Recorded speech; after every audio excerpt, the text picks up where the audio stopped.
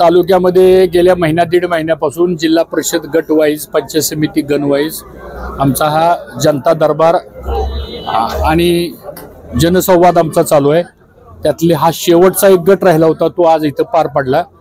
इथं आल्यानंतर साधारणतः अडीअडचणी, गावातले स्थानिक प्रश्न, शेतकऱ्यांचे, गावकऱ्यांचे व्यक्तिगत प्रश्न, या प्रश्नाच्या संदर्भातली ही बैठक बोलवली होती।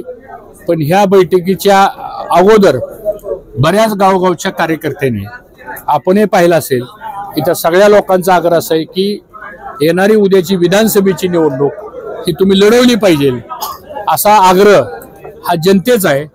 आणि त्या आग्रहाबरोबरच मग कोणतं चिन्ह घ्यायचं, काय करायचं याबद्दल जनतेचा आग्रह तीव्र आहे। मी अशी भूमिका मांडली या ठिकाणी की शेवटी लोकशाहीमध्ये जनता श्रेष्ठ आहे आणि म्हणून जनतेचा जो आग्रह आहे त्या आग्रहाचा मी विचार करावा, असं प्रचंड प्रेशर या इंदापूर तालुक्यातल्या तळागाळातल्या सगळ्याच छोट्या मोठ्या कार्यकर्त्यांचा आग्रह आहे।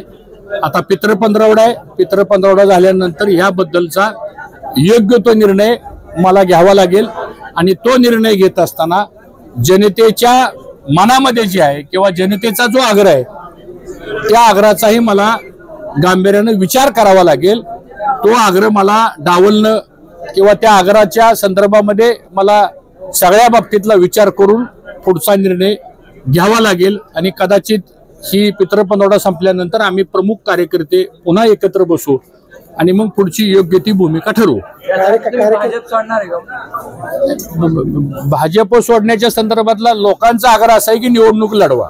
काय लोकांचा तुतारीचा आग्रह आहे, काय लोकांचं म्हणणं आहे की तुम्ही अपक्ष उभं राहावा, काय लोकांचं म्हणणं असं आहे की ही जागा आपल्याला सुटली पाहिजे, असा पण आग्रह आहे। त्यामुळे आता शेवटी लोकांचा आग्रह येतो, त्याचा सगळा विचार करून मी पुढे निर्णय घेईल।